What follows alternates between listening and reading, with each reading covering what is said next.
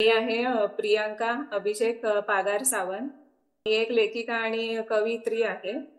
कविता आपसुकच आपल्या मनामध्ये येतात आणि त्या आपण सहजच कागदावर उतरवून काढतो असं असतं. पण हम्म. कथा लिहिण्याच्या आधी बरंच काही ठरवावं लागतं. म्हणजे आपल्या कल्पनेमध्ये विषय खूप मोठा असतो, त्याला अजून विस्तारित कसं करता येईल हे आपल्याला बघायला लागतं. हृदयाजवळ बाळगलेली स्वप्न पूर्ण करताना काट्यांनी भरलेली वाट चालावी लागते. एक अनवट वाट. सुखदुःखांच्या या अनवट वाटेवरती प्रवास करताना भावनामय होऊन चालणं अशक्य होऊन जातं. त्यासाठी मनाने कठोर असणं गरजेचं ठरतं. थायलंड असं नाव टाकलं आणि थायलंडला बर्फवृष्टी होत नसते आणि मी त्यामध्ये मेन्शन केलेलं की बर्फवृष्टी. नमस्कार मित्रांनो, तुमचं स्वागत आहे गप्पा टप्पा with hashtag poets of Instagram या कार्यक्रमाच्या नवीन भागामध्ये. आज आपण थोडंसं वेगळं करणार आहोत. आज आपण भेटणार आहोत एका लेखिकेला. त्यांचं नाव आहे प्रियंका पगार सावंत. प्रतिलिपीवरील त्या अग्रगण्य लेखिका आहेत. जवळजवळ 15,000 फॉलोअर्स त्यांचे आहेत. तशा त्या कविताही लिहितात. त्यांचे कविता संग्रहही प्रसिद्धी झालेले आहेत. पण आज आपण जास्तीत जास्त गप्पा मारणार आहोत प्रतिलिपीबाबत. त्यांचा प्रवास प्रतिलिपीचा आपण समजून घेणार आहोत. त्यांच्या कथांबद्दल माहिती घेणार आहोत. तर चला मग सुरू करूया गप्पा डप्पा with hashtag poets of Instagram. सोबत आहेत प्रियंका पगार सावंत. नमस्कार प्रियंका मॅडम, कशा आहात तुम्ही? मी मस्त, तुम्ही कसे आहात? मी मस्त आहे. तुमची ओळख करून देता आमच्या प्रेक्षकांना? हो. सुरुवातीला तर तुमचे आभार मानते, कारण तुमच्या प्लॅटफॉर्ममुळे मला आज व्यक्त होता येणार आहे. तर मी आहे प्रियांका अभिषेक पागार सावंत. पागार हे माझं माहेरचं आडनाव आहे आणि सावंत हे सासरचं. तर मी एक लेखिका आणि कवयित्री आहे आणि ही ओळख आता 5 वर्षाच्या नंतर खऱ्या अर्थाने तयार झालेली आहे. कारण यामागे खूप स्ट्रगल आहे आणि बरंच काही आहे ते आपण बोलूच पुढे. आणि खऱ्या अर्थाने 10वी पासून कविता वगैरे करायचा छंद होता. हो. पण खऱ्या ज्या लेखकाच्या कारकिर्दीला जी सुरुवात असते ती आता गेल्या 5 वर्षापासून सुरू झाली. Okay okay. तुम्ही कुठे राहता? मी आता कोकणात राहते, खेडमध्ये, रत्नागिरी मुळात जिल्ह्यातील खेड तालुक्यामध्ये. मुळात तर कोकणातले आहेत की शिफ्ट झालेले आहेत तिथे? म्हणजे कोकणात कसं नाही, पहिल्यापासून मुंबई शहरातच वाढले, शिक्षण झालं, लग्न झालं, म्हणजे आतापर्यंत सगळा जो आयुष्याचा काळ आहे तो तिकडेच गेला आहे. पण आता 2022 मध्ये मी इकडे शिफ्ट झाले कोकणात, कायमस्वरूपी ओके. आता. अच्छा. तुम्ही का लिखाणाशिवाय काही आणखी काम करता की कसं, जॉब करता की कसं? नाही, आता सध्या तरी लिखाणच करते मी. पहिलं मी ओके जॉब करत होते, पण मुलीसाठी मला सोडावं लागलं. मुंबईत असताना ओके करत होते जॉब. पण आता ओके. मग कोकणात आता आल्यानंतर लिखाणच सुरू केलंय. कसं वाटतं कोकणात मध्ये? निसर्गरम्य कोकणामध्ये लिहायला कसं वाटतंय? खूप छान. म्हणजे म्हणतात ना, निसर्गाने साथ दिली आणि आपण बहरत गेलो, तसं झालंय. हम्म. तसंही मी तुमच्या गावापासून काहीच काहीच किलोमीटर वरती माझं गाव आहे गोवागत. तो हो, मला ही आयडिया आहे. हो, सो हो. तुम्ही म्हटलात की तुम्ही कविता 10वी पासून लिहायला सुरुवात केल्या होत्या. सो आता तुम्ही हो, कविता आणि कथा दोन्ही लिहितात. सो हो. दोघांमध्ये लिहिताना काय फरक आहे?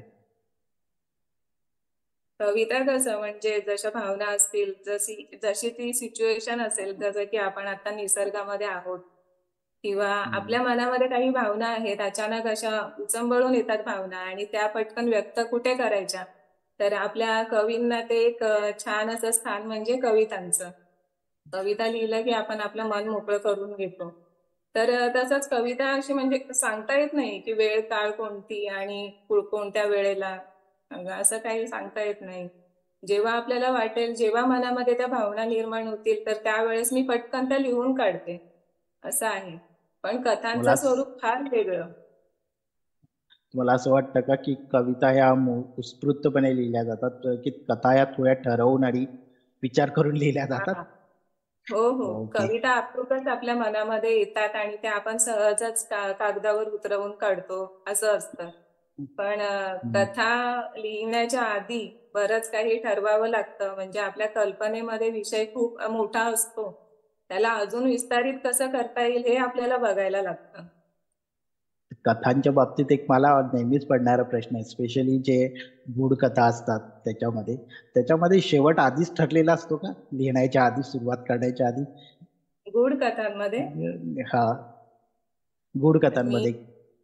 म्हणजे माझा विचार आहे तर मी शेवट आधी म्हणजे आपला जो ठरलेला असतो ना, तर काही वेळेला टर्न्स असे येतात ना, वळण येतात कथेमध्ये की आपल्याला तो शेवट म्हणजे वेगळाच होऊन जातो. म्हणजे पण आधी आधी जो आपण ठरवलेला असतो ठरलेला का? असतो म्हणजे आता समजा काही हा हा काही काही क्राईम स्टोरीज लिहिले जातात, क्राईम कथा लिहिल्या जातात, कुणी कोण असतो असं, तर ते आधीच ठरलेलं हा. असतं का? हो हो हो, ते आपण म्हणतात ना, म्हणजे आपल्या डोक्यामध्ये कल्पना आली तर आपण त्याचा म्हणजे सुरुवात त्याची, त्याचा मध्य आणि त्याचा शेवट हे आपण आधी तयार करून ठेवतो एक कथा लिहिण्याच्या अगोदर. पण जशी कथेला सुरुवात होते, जसं आपण लिहित जातो तसे कधी कधी काही वेळेला वळणं खूप वेगळी निर्माण होतात, आपसुकच निर्माण होतात, ते आपल्याला कळत देखील नाही. आणि त्याच्यामुळे मग तो शेवट काहीसा वेगळा पण होऊ शकतो असं. अच्छा. आणि मग आता तुम्ही कविताही लिहितायत, कथाही लिहितायत, तर आता सध्या तुमचं जास्त कल कुठे आहे? कथेकडे आहे की कवितेकडे? कथांकडे आहे. ओके. ओके. मग आपण कार्यक्रमाची सुरुवातीला तुम्ही एखादी कविता घेताय की कथा घेताय? एक छोटीशी, छोटंसं पॅराग्राफ काही?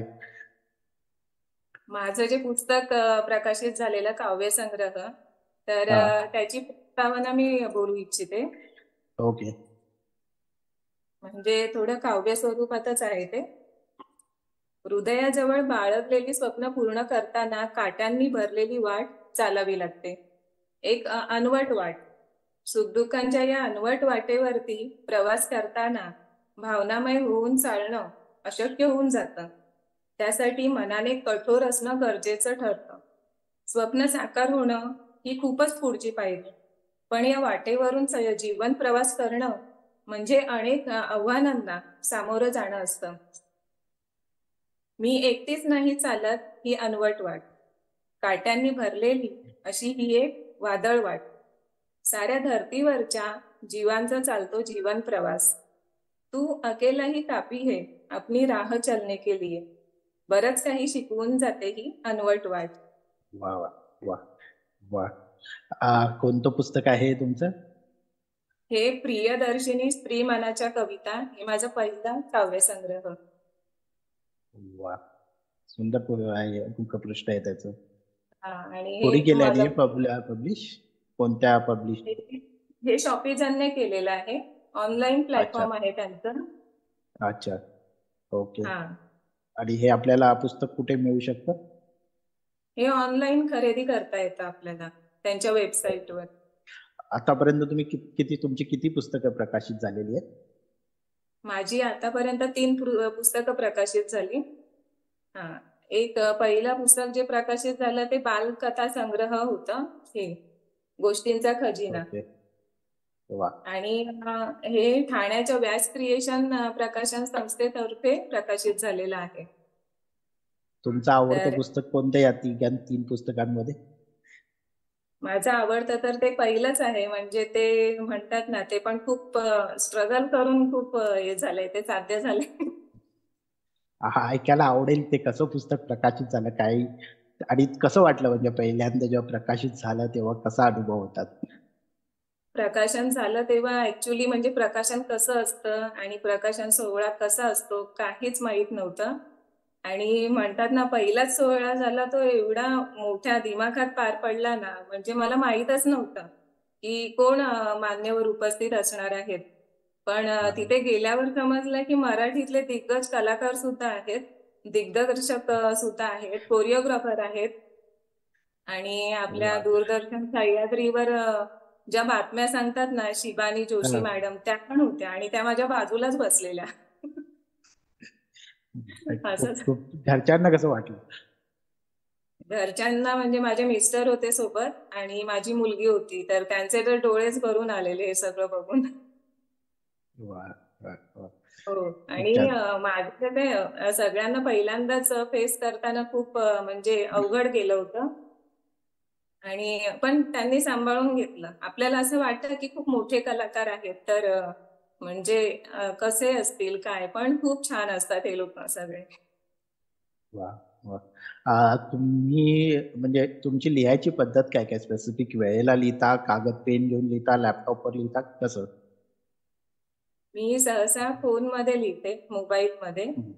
कधी हम्म. जमलं तर पीसी मध्ये लिहिते, कम्प्युटरवर. ओके. असं. अच्छा. मोबाईल मग ते कसं आपल्याला बरं पडतं, म्हणजे कुठेही आपण प्रवासात लिहू शकतो, कोणत्याही वेळेला पटकन सहजच लिहू शकतो म्हणून. कथांच्या बाबतीत मला नेहमी एक प्रश्न पडतो, म्हणजे जसं आपण आता इंग्लिश टाईप करतो, आपल्याला खूप सारे सॉफ्टवेअर असतात जे आपल्याला करेक्शन करून देतात, वर्डिंगचे, स्पेलिंग, ग्रामर. हा हा. सो बरोबर. मराठीचं तर कसं करता येईल ते? काही आहेत का सॉफ्टवेअर की जे करेक्शन करून देतात? तुम्ही काही वापरता? नाही, मी टायपिंगचे आपलं कीबोर्ड असतं ना नेहमीचं, तेच हा. वापरते. मराठी टायपिंगचं असतं ना त्यामध्ये, तेच सहसा हम्म. वापरते. ओके.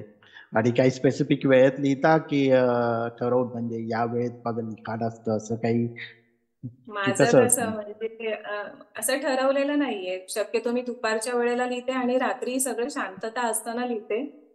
तसं बघायला गेलं तर इथे 24 तास शांतताच असते माझ्या इकडे.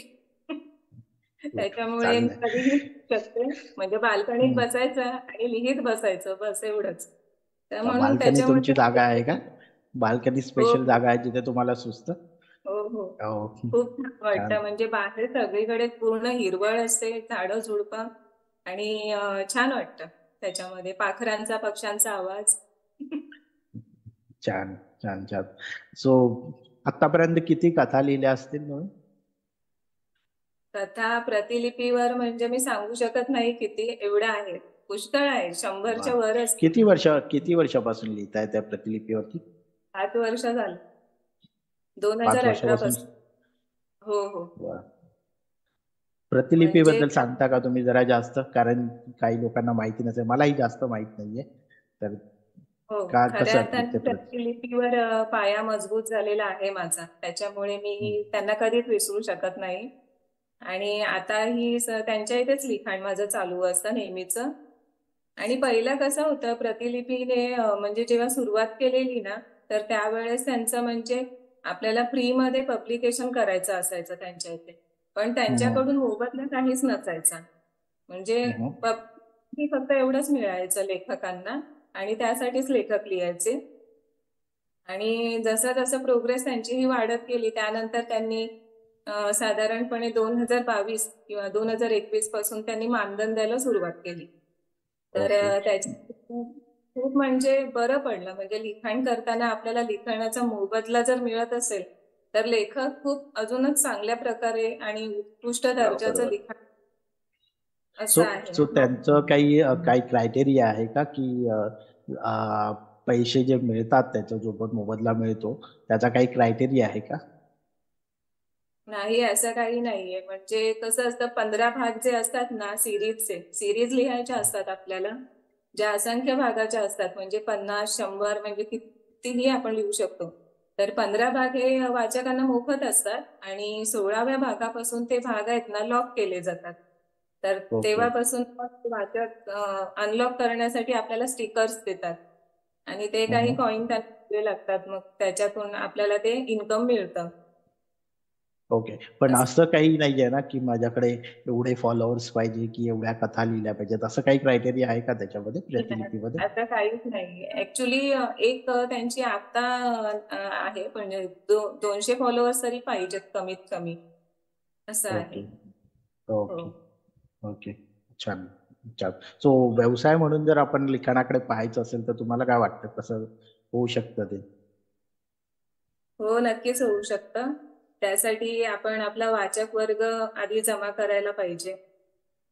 हम्म. आणि सगळ्यात आधीची गोष्ट म्हणजे आपलं लिखाण आपण सहसा चांगलं कसं करता येईल, म्हणजे जास्तीत जास्त वाचन करायला पाहिजे आणि आपल्या लिखाणाचा दर्जा आपण अजूनच वाढवायला पाहिजे, जेणेकरून वाचक त्याच्यामध्ये गुंतून राहतील आणि अजून त्यांना इच्छा होईल की तुम्ही अजून हम्म. काय लिहिताय असं. कारण मलाही मेसेज येत असतात. आजचा पार्ट आला नाही तरी मला मेसेज येतात रात्रीपर्यंत. तर तसं एक हवंय. त्यानुसार मग लेखकाचं ते एक वाढत जातं, एक व्यावसायिक दृष्ट्या सुद्धा वाटचाल. ओके. तुम्ही वाचन करत असाल. हो हो, तुमचा मी करते. तुमचा आवडते लेखक कोणते?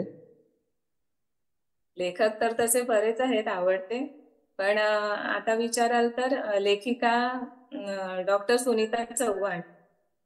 ओके. ते डॉक्टर पण आहेत, लेखिका पण आहेत आणि समाजसेविका सुद्धा आहेत. तर त्यांची त्यांचं आवडलेली कोणती कथा? आवडलेलं म्हणजे त्यांचं एक पुस्तक आहे, भयातून निर्भयाकडे. त्यामध्ये त्यांच्या कथा आहेत, छोट्या छोट्या म्हणजे लेख आहेत. तर त्यातून म्हणजे लहान मुलांपासून ते वयोवृद्ध माणसांपर्यंत कोणीही वाचू शकतं आणि प्रत्येक लेखामध्ये प्रेरणा मिळेल असं आहे. त्यामुळे मला त्यांचं आवडतं. आणि दुसरे लेखक श्याम कुंभार सर, ते कोल्हापूरचे आहेत. म्हणजे मूळ गाव जे आहे ते कोल्हापूर आहे. तर त्यांचं पण एक पुस्तक आहे, गावाकडची माणसं. तर ते पुस्तक मी जेव्हा घेतलं ना वाचायला, मला अक्षरशः म्हणजे असं वाटलं की आपलंच बालपण आपण जगत आहोत. म्हणजे आपले जे गेलेले क्षण असतात ना, आपण गावी यायचो मे महिन्याच्या सुट्टीमध्ये, काही क्षण घालवायचो आपल्या गावी. त्यानंतर कधी गणपतीमध्ये येणं जाणं असायचं, कधी होळीच्या वेळेला, शिमग्याच्या वेळेला. तर ते सगळं डोळ्यासमोरून गेले ते क्षण. आणि ती पूर्ण गावचीच भाषा होती त्यांची संपूर्ण पुस्तकामध्ये. त्यामुळे ते पुस्तक खूप आपलंसं वाटलं. सुंदर. या टप्प्याला तुम्ही काही वाचून दाखवणार आहात की एखादी म्हणजे काय कविता सादर कर? छोटस कविता वाचून तुमचं दाखवू? काय नाही, तुमचं कोणताही लेख किंवा छोटासा पॅराग्राफ तुम्ही जे लिहिलेलं आहे, कविता किंवा गोष्ट कोणतीही, एखादे पॅराग्राफ वाचून दाखवलं तर? मी एक कविता वाचून दाखवते. ओके. माझ्या जास्तीत जास्त कविता ह्या मुक्त छंदातल्याच असतात. ओके.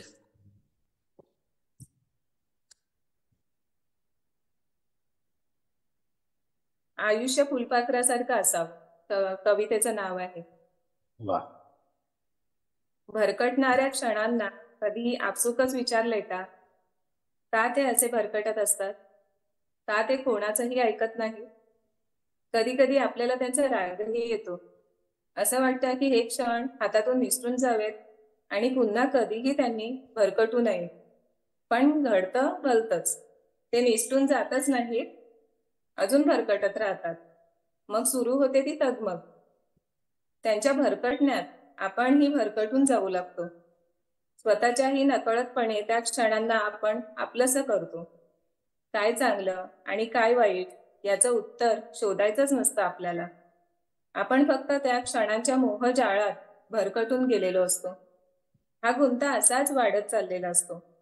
पण अचानक कधीतरी परिस्थिती नावाची पुंकर एखाद्या वादळासारखं रूप धारण करते.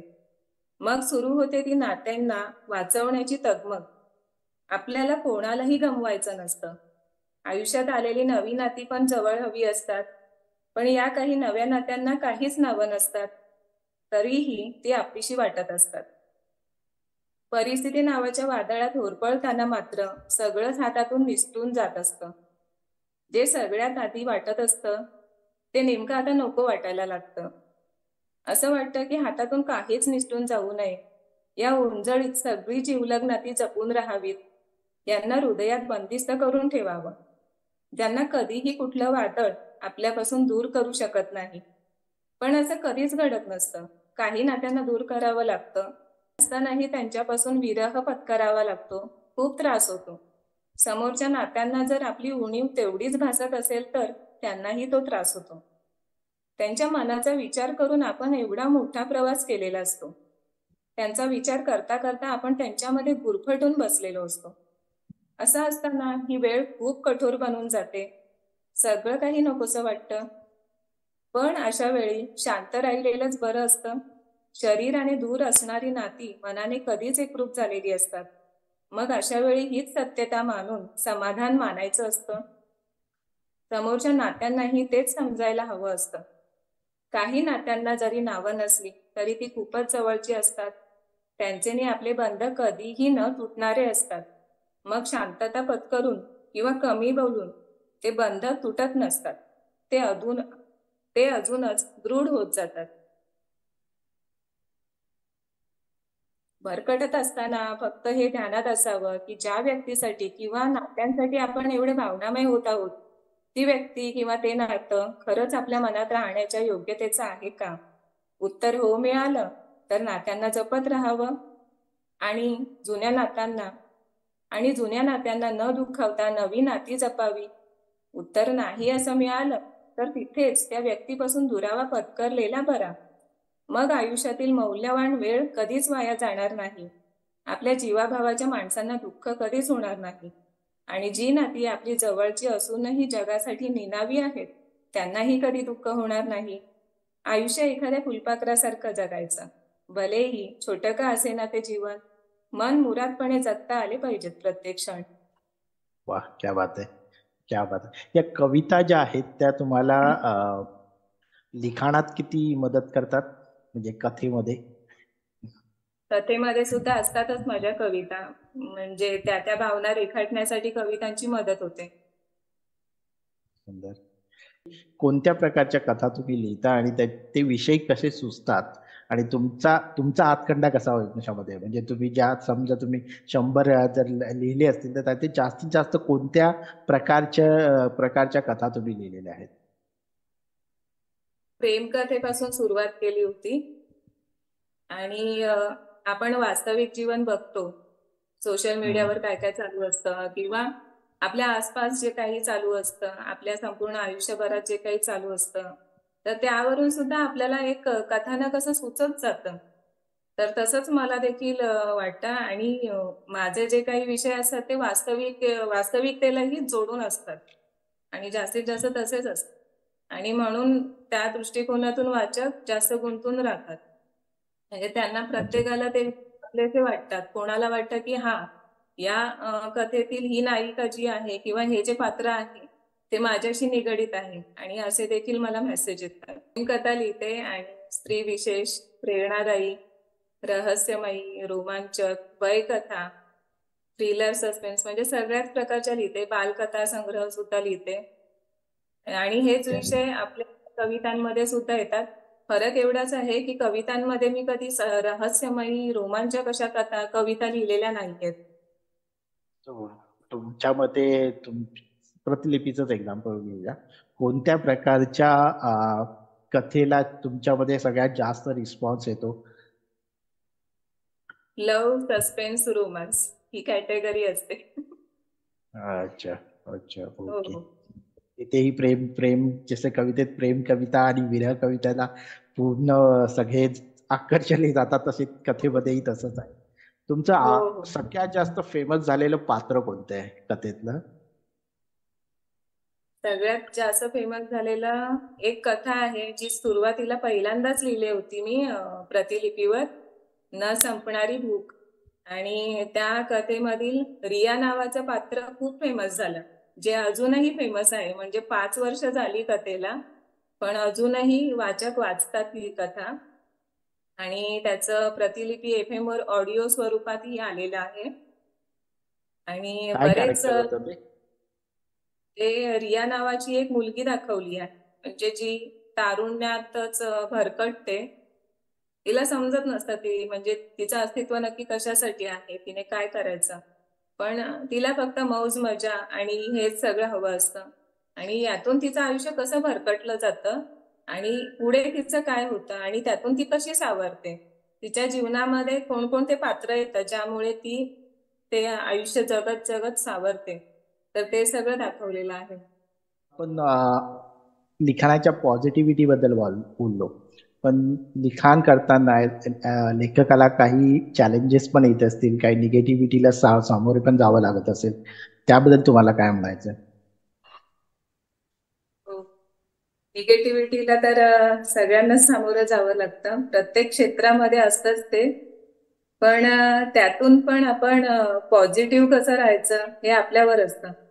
म्हणजे काही ज्या निगेटिव्ह कमेंट्स असतात किंवा कधी कधी नकारात्मकता आपल्या जवळ सुद्धा असते, आपल्या घरी असते, आपल्या नातेवाईकांमध्ये सुद्धा असते.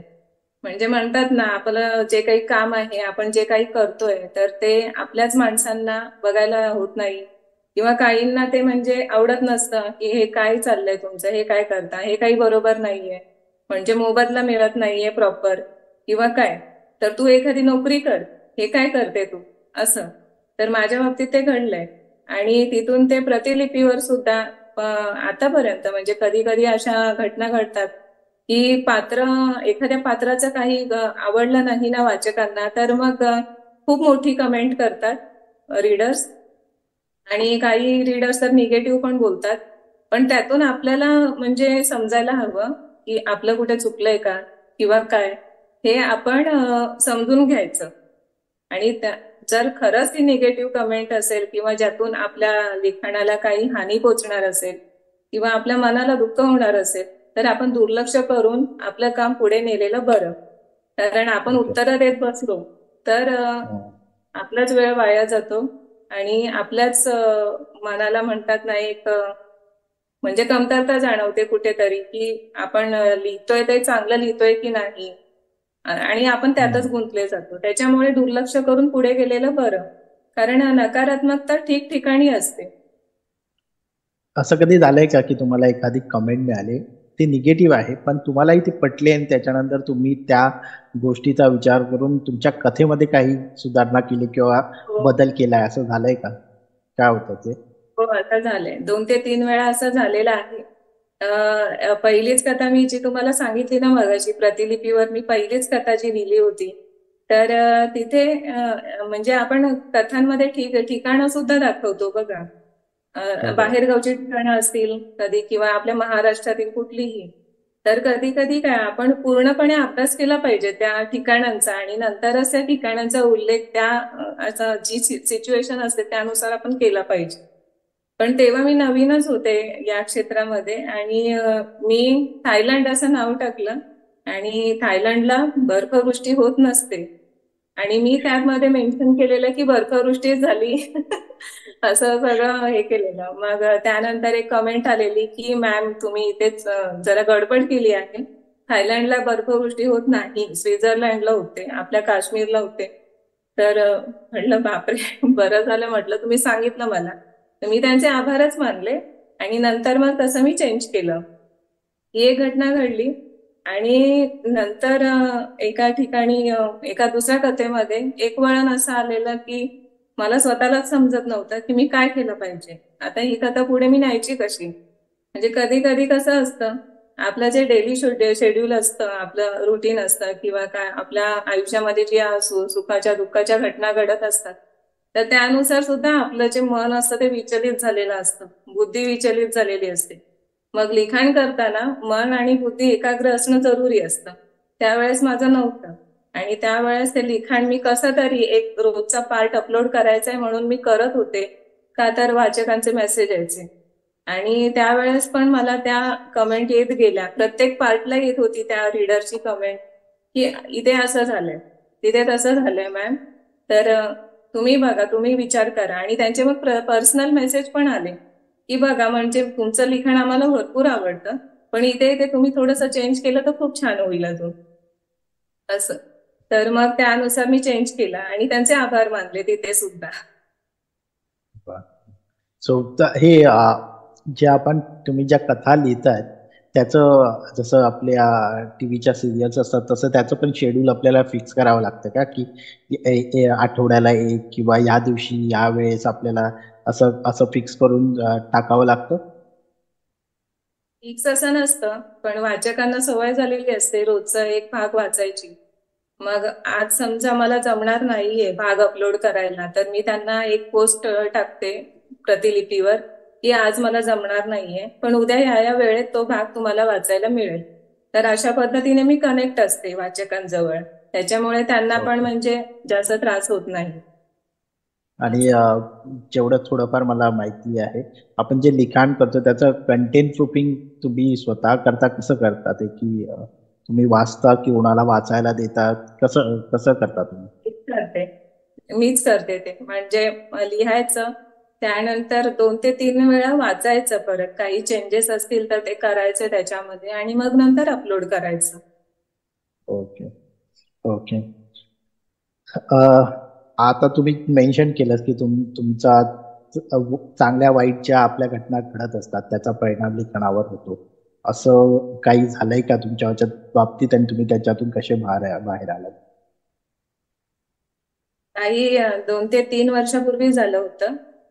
जे कोरोनाचा काळ होता त्यावेळेस, आणि तेव्हा तर माहित आहे सगळ्यांचं म्हणजे मन असं विचलितच झालेलं होतं, आणि खूप त्रासदायक तो काळ होता. तर मी जास्तीत जास्त लिखाण करायचे त्यावेळेला, जास्त लिखाणामध्ये गुंतवून ठेवत होते स्वतःला. पण ते काही म्हणजे जवळच्या व्यक्तींना ते पटत नव्हतं. मित्र परिवारापैकीच आहेत ते, तर त्यांना आधी मी खूप मोठं स्थान दिलं होतं. पण नंतर नंतर त्यांनी मला म्हणजे असं सांगितलं की प्रतिलिपीवरचं सगळं लिखाण तू काढून टाक. तू हे काय करते, ते तुला मोबदला देत नाहीये, काहीच करत नाहीये, तू डिलीट करून टाक सगळं आणि तुझ्याकडे ठेव, आणि भविष्यात त्यावर तुझे स्वतःचे पुस्तक वगैरे प्रकाशित कर. तर त्या गोष्टीमुळे माझं मन जे आहे ना खूप म्हणजे त्रासदायक झालेलं सगळं सिच्युएशन. मी घरी पण सांगितलं की असं असं आहे, मी काय करू. आणि त्या व्यक्तीवर एक मित्र म्हणून मी खूप विश्वास ठेवला होता. मला असं वाटायचं की ते जे सांगतात ते खूप योग्य सांगतात आपल्यासाठी. त्यांचे सल्ले मी याआधी पण घेतले होते, म्हणून मला असं वाटलं की मी काय करावं, मी डिलीट करू का. पण घरातून मला माझ्या मिस्टरांनी सांगितलं, माझ्या आईने सांगितलं, मुलगी माझी तेव्हा लहान होती पण तिला कळायचं, तर तिने सुद्धा सांगितलं की मम्मा हे तुझं पॅशन आहे, हा तुझा छंद आहे, तर हे तू कधीच डिलीट करू नकोस, आणि तिथून तू खरी सुरुवात केली आहेस तर ते तू डिलीट करूच नकोस. कदाचित तिथे काहीतरी चांगलं होईल कधीतरी भविष्यात, असं माझ्या मिस्टरांनी पण सांगितलं. तर त्याच्यामुळे मग माझं मन थोडं शांत झालं, आणि मी मग ती गोष्ट दुर्लक्षित करत गेले. आणि हळूहळू नंतर समजलं की म्हणजे कोण कसं आहे, कारण मी कशी इमोशनल आहे जास्त, पटकन कोणावरही विश्वास ठेवते. त्याच्यामुळे लगेच विचार करू लागते मी की कशासाठी हे बोलत आहेत, आपण याचा विचार करायला हवा का, असं लगेच होतं. आणि त्याच्यामुळे काही निर्णय चुकीचे घडतात, घडले देखील आहेत, आणि त्यानंतर सुधारणा होत गेली माझ्या आयुष्यात, म्हणजे त्यातून मी शिकत गेले. तुमचे मी व्हिडिओज बघतो त्याच्यामध्ये स्वामींचे पण व्हिडिओज असतात. तर अध्यात्माकडे काही कल आहे का तुमचा? भरपूर जास्त. म्हणजे आता हे 2 वर्ष झाले, मी खऱ्या अर्थाने या 2 वर्षात कोकणात आल्यापासून मी जास्त अध्यात्माच्या मार्गावर आलेली आहे. आणि आधीपासूनच मी करायचे स्वामी समर्थांचं. पण म्हणतात ना, आपण एक ठराविक 2 टाइम पूजा करायची, दिवाबत्ती करायची, आणि आपल्याला वाटलं तर देवाजवळ बसायचं 10 मिनिटं, उठायचं, असं होतं सगळं. पण खऱ्या अर्थाने मी एकरूप झाले या 2 वर्षामध्ये. कोकणात आली, आणि हे जे आमचं घर आहे ना ते म्हणजे पॉझिटिव्हिटीने भरलेलं आहे. म्हणजे कोणीही इथे अच्छा. येतं ना, तर हे मंदिर आहे स्वामींचं, तर इथे बघून सगळ्यांना खूप छान वाटतं, पॉझिटिव्ह फिलिंग होतं. तर सगळं काही इथे आल्यानंतर घडलं.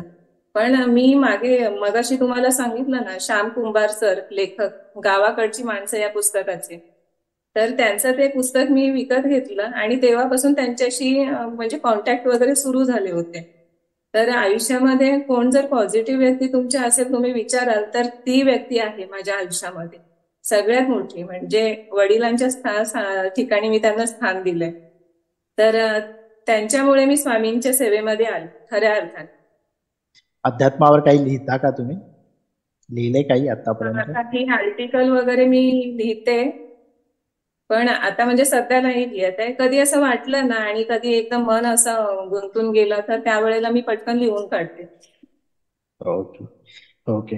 आपण प्रतिलिपीबद्दल बोललो. सो प्रतिलिपी शिवाय आणखी काही प्लॅटफॉर्म्स आहेत का जे लेखकांना किंवा कवींना हेल्प करू शकतात दोन्ही बाबतीत, म्हणजे आपली फॅशन जपायला पण आणि मोबदला म्हणून जर त्यात काय मिळत असेल तर असं? बरेच आहेत तसे आता, कारण बऱ्याच लेखकांना त्याबद्दल माहीत नसतं. पण मला सुद्धा जास्त काही माहीत नाहीये, पण जे माहितीमध्ये माझ्या आहे त्यापैकी इरा ब्लॉगिंग एक आहे, तिथे मानधन सुद्धा दिलं जातं. आणि इंडीडवर तर आपण बघतोच तिथे रायटरसाठी जॉब अवेलेबल असतात. तर एक प्रॉपर रायटिंग मध्ये आपल्याला प्रोफेशन करायचंय तर तिथे सुद्धा आपण अप्लाय करू शकतो. कंटेंट रायटिंग म्हणा किंवा काय क्रिएटिव्ह रायटिंग, तर ते कोर्सेस आपण शिकून वगैरे त्यामध्ये करिअर करू शकतो असं आहे. ओके. आणि प्रतिनिधीवर सुद्धा आता प्रोफेशनल रायटर्स झालेले आहेत. ओके. तुमचे युट्यूब चॅनल सुद्धा आहे, तर युट्यूब बद्दल काय सांगाल? युट्यूब चॅनल माझं जे पहिलं खूप आधीचं एक होतं ते रायटिंगच्या चॅनलसाठी होतं, म्हणजे कथा कविता. पण ते नंतर नंतर थोडं कमीच पडलं, म्हणजे माझी तब्येत वगैरे बिघडायची त्याच्यामुळे मी व्हॉइस ओव्हर देऊ शकत नव्हते, त्यामुळे ते मागे पडलं. आणि युट्यूबवर तुम्हाला माहीतच आहे की महिनाभर 2 महिने आपण काही कंटेंट टाकलं नाही तर मग ते ठप्प होऊन जातं. तर ते तसं झालं.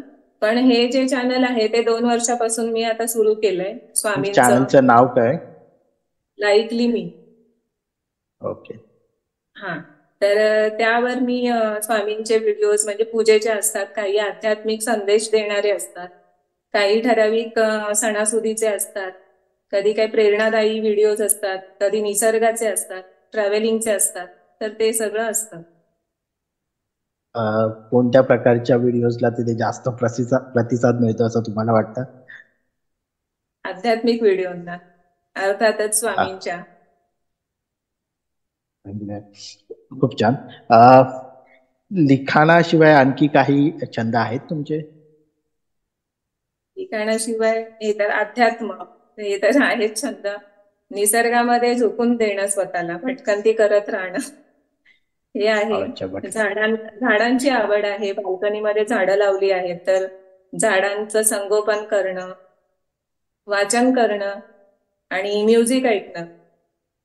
काही ओके. रोमॅन्टिक सॉंग्स असतील तर ते ऐकत बसणं. आणि देवाची गाणी सुद्धा फार आवडतात, म्हणजे एका बाजूला पूजा करत असेल तर एका बाजूला देवाची गाणी सुरू असतात. ते एक छंद आहे. आणि माणसं जपायला आवडतं, जास्तीत जास्त माणसांना जपायचं कसं ते खूप आवडतं.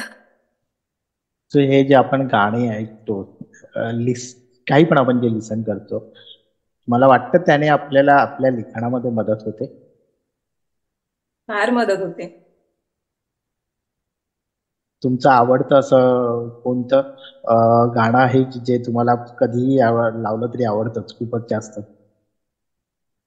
अशी बरीच गाणी आहेत, म्हणजे 90चे जास्त गाणी मी ऐकते, कुमार सानू या सिंगरची. आणि आता अरिजित सिंगची जास्त गाणी आवडतात मला. तर ती बहुतेक सगळीच मी ऐकते. म्हणजे त्यांचं कोणतंही गाणं लावलं ना तरी मन अगदी म्हणजे एक छान वाटतं, असं समाधान मिळतं. कुठल्याही दुःखामध्ये असू आपण काही तरी पण बरं वाटतं. अच्छा. मी तुमचा एक फोटो बघितला होता. अ, पहिली गोष्ट म्हणजे त्याच्या आधी कॉंग्रॅच्युलेशन, शिक्षण रत्न पुरस्कार मिळाला आहे हा. तुम्हाला. त्याबद्दल माहिती देता, काय काय आहे तो पुरस्कार आणि कशाबद्दल मिळालेला पुरस्कार आहे आणि कसं वाटलं तुम्हाला तो मिळाल्यावर? कोकणात जेव्हा मी आले तेव्हा त्यानंतर माझं पुस्तक प्रकाशित झालं, गोष्टींचा खजिना, जे मगाशी तुम्हाला दाखवलं हे. तर त्यानंतर जवळपास ऑक्टोबरमध्ये 1 ऑक्टोबरला जागतिक पर्यटन दिन साजरा केला जातो. तर त्यावेळेस आपल्या कोकणामध्ये कोकण व्यावसायिक महासंघ म्हणून एक संस्था आहे. तर त्यांच्याकडून या दिवशी म्हणजे अवॉर्ड घोषित केले जातात, पुरस्कार. तर त्यामध्ये ते बघतात की आपल्या कोकणामध्ये कोणाची कुठल्या क्षेत्रामध्ये कामगिरी चांगली आहे किंवा कोणी प्रेरणा दिली आहे आपल्या समाजाला किंवा काय कोणत्या माध्यमातून. तर ते बघितलं त्यांनी आणि असे 4 अवॉर्ड त्यांनी हे केले. त्यामध्ये माझं पण नाव आलं. आणि या पुस्तकासाठी माझं नाव आलं खरं तर, कारण हे पुस्तक जे माझं आहे बालकथा संग्रह, ते मी माझ्या एका मित्राच्या माध्यमातून वाडा इथे एक आदिवासी पाड्यातील शाळा आहे, तिथे मी पाठवली होती. जवळपास 150च्या आसपास पुस्तकं मी पाठवली होती त्या मुलांसाठी. आणि त्यामुळे ते पुस्तक तिकडे त्यांना खूप आवडलं, मुलांना खूप आवडलं. मुलांनी थोडं मनावर घेतलं त्या कथा वाचून. आणि तिथले जे ट्रस्टी होते त्यांनी सांगितलं की आमच्या मुलांना तुमच्या पुस्तकामुळे प्रेरणा मिळत आहे. आणि हे सगळं कोकण महासंघ विभागाकडे पोचलं. ही म्हणजे ही बातमी. आणि त्याच्यामुळे त्यांनी मला ते पुरस्कार घोषित केलं. ते पुरस्कार मला मिळालं ते ती म्हणजे 1 ऑक्टोबरला प्रोग्राम होता, तर 4 दिवस अगोदर मला अचानक कळवलं गेलं.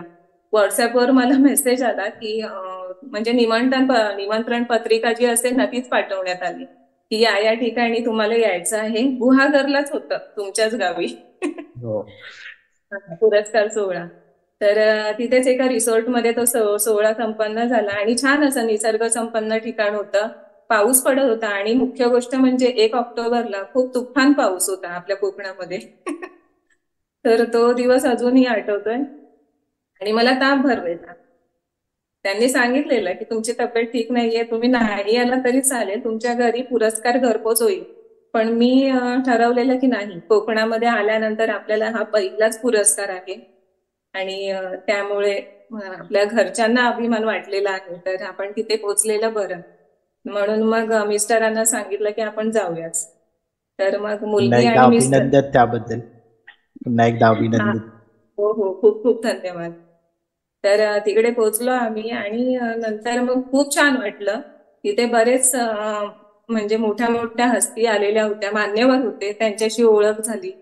आणि म्हणतात ना, आपल्याला एखादा पुरस्कार मिळाला ना की गोष्ट आपल्या यशाची तिथपर्यंत संपत नाही, तिथून आपली जबाबदारी अजून वाढत जाते.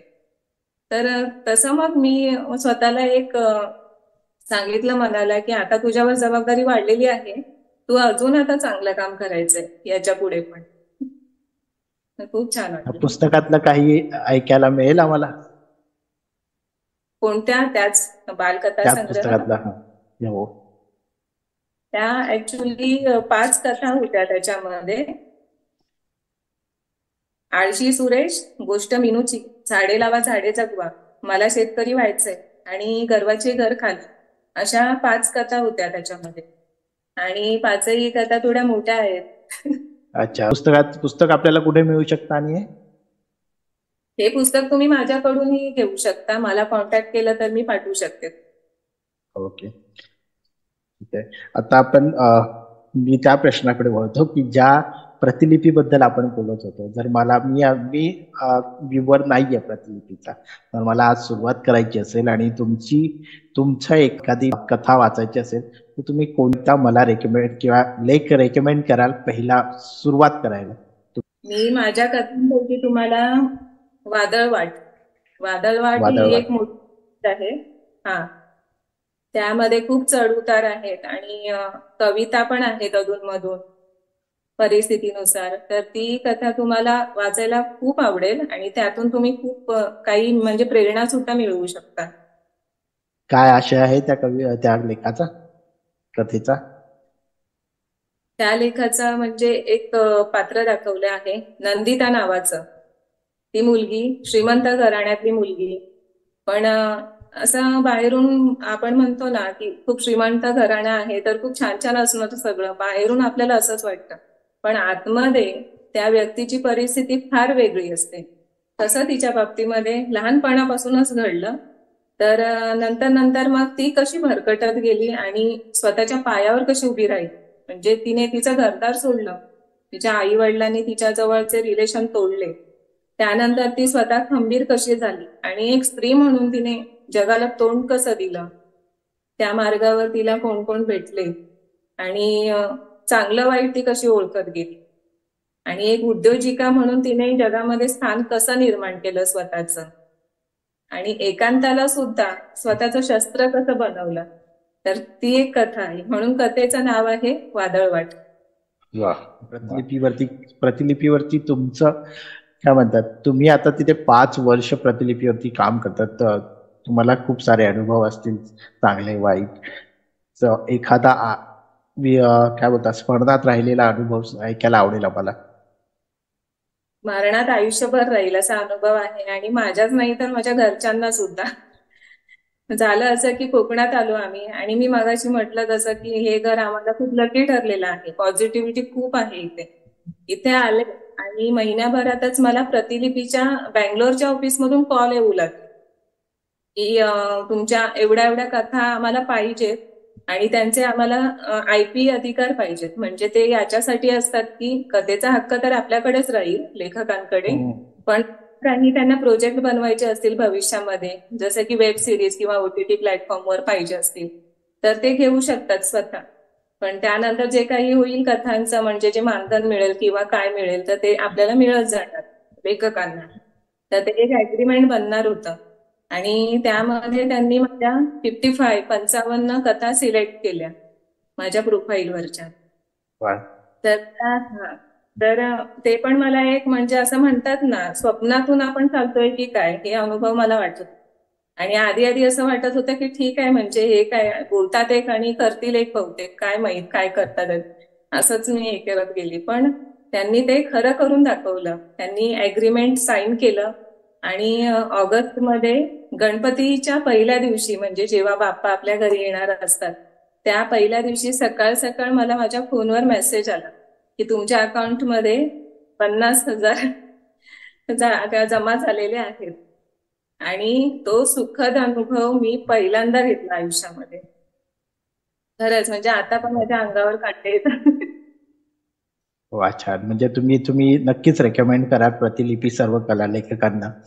हो हो, नक्कीच. म्हणजे तिथे कधीही काहीही होऊ शकतं. छान छान. सो आपण आता शेवटाकडे वळलेलो आहे. तुम्हाला कसं वाटतं, आमचा कार्यक्रम कसा वाटला? तुम्ही आमचे इतर भाग बघितलेत ना? हो हो, बघितलेत तुमचे आधीचे भाग. आणि तुमच्या कविता पण ऐकते मी अधूनमधून. खूप छान असतात, कवितेचे विषय छान असतात. आणि खूप म्हणजे स्लोली झाली प्रगती, पण खूप छान झालं. 1000 झाले ना आता सबस्क्रायबर. हो आता हो. पुढे लाखपर्यंत होऊ दे ही स्वामींच्या चरणी थँक्यू. प्रार्थना. आणि त्याच्याही पुढे थँक्यू. जाऊ दे. थँक्यू. आणि पहिले कसे इंटरव्ह्यूज वगैरे व्हायचे, न्यूज चॅनलवर व्हायचे, आपण पाहायचो आपल्या लहानपणी. आता सोशल मीडियाचा जमाना आलेला आहे, तर असे ऑनलाईन होतात पॉडकास्ट वगैरे. तर ह्याच्यामुळे कसं, म्हणजे सगळ्यांना सुखकर झालेलं आहे घर बसल्या व्हिडिओज बघणं किंवा एखाद्याची मुलाखत बघणं. तर तुमच्यामुळे ते शक्य झालेलं आहे. आणि असंच एकमेका सहाय्य करू अवघे धरू सुपंत, हे मी बोलू इच्छिते. कारण आपण नक्कीच. एकमेकांना सहाय्य करून पुढे जायचं. आणि नक्कीच. तुमचं भारतात साहित्य प्रेमींसाठी खूप चांगलं ठरत आहे. आणि त्यासाठी तुमचे खूप खूप धन्यवाद आणि तुम्हाला खूप खूप शुभेच्छा. थँक्यू. तुम्हालाही खूप साऱ्या शुभेच्छा तुमच्या पुढच्या वाटचालीबद्दल. नक्कीच लवकर तुमची एखादी वेब सिरीज किंवा सिरियल येईल, आली तर आम्हाला नक्की कळवा, आम्ही नक्की बघू ती. हो हो, नक्की नक्की. मग आपण पॉडकास्टचं दुसरं सीझन पण घेऊया. नक्कीच नक्कीच. ओके. हो. थँक्यू. थँक्स जॉईन केल्याबद्दल. धन्यवाद तुम्हाला पण. थँक्यू. बाय. Bye bye.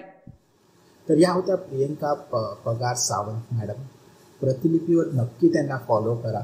त्यांच्या खूप साऱ्या कथा त्यावर लिहिलेल्या आहेत, त्या तुम्हाला नक्की आवडतील. आणि आवडल्यास सबस्क्राईब पण करू शकता तुम्ही त्यांना. त्याशिवाय ते त्यांचं यूट्यूब चॅनल आहे नाईटली मी, आणि इंस्टाग्रामवरतीही त्या आहेत. सो मी त्यांचे अकाउंट डिटेल्स डिस्क्रिप्शनमध्ये देईन, तुम्ही नक्की फॉलो करा. त्यांच्या कथा खूप सुंदर आहेत. आणि हो, हा व्हिडिओ आवडल्यास नक्की लाईक करा, शेअर करा. आणि चॅनलला अजूनपर्यंत जर तुम्ही सबस्क्राईब केलं नसेल तर सबस्क्राईब करा, नोटिफिकेशन बेलवरती क्लिक करा आणि आमच्या नवीन अपडेट्स नक्की मिळवा. सो आपण इथेच थांबूया. थँक्यू.